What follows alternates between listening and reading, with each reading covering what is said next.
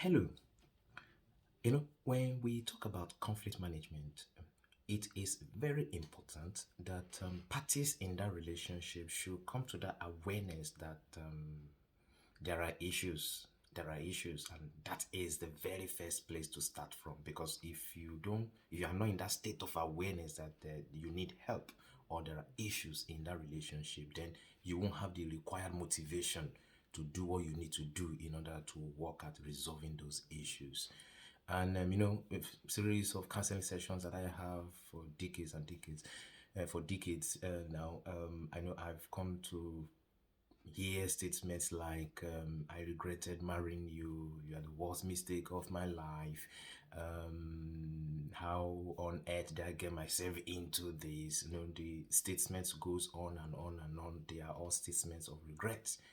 And I say that the fact that you have issues does not mean those issues cannot be resolved.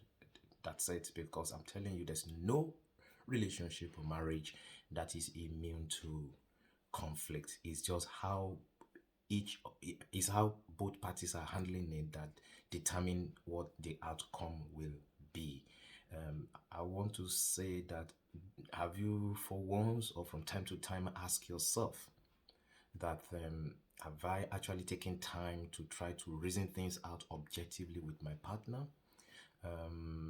Have you really sat down and look at it and say, okay, what exactly is the intention of my partner?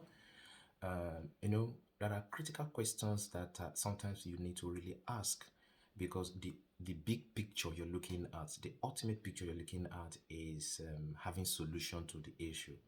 You are not actually interested in blowing off the relationship and let everybody go their separate ways. So if that is not your intent, then it's good that we try to look at it from the standpoint of solution and not from the standpoint of a problem.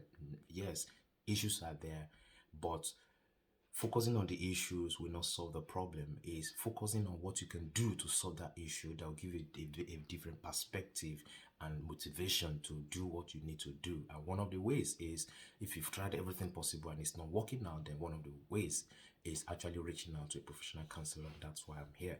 If you can reach out at Daily Agbogun, and we will be able to look at it, take the journey together, and see from each of the sections that we have, to see how we can navigate from where we are now to a more empowering state. Okay, I look forward to hearing from you. Bye.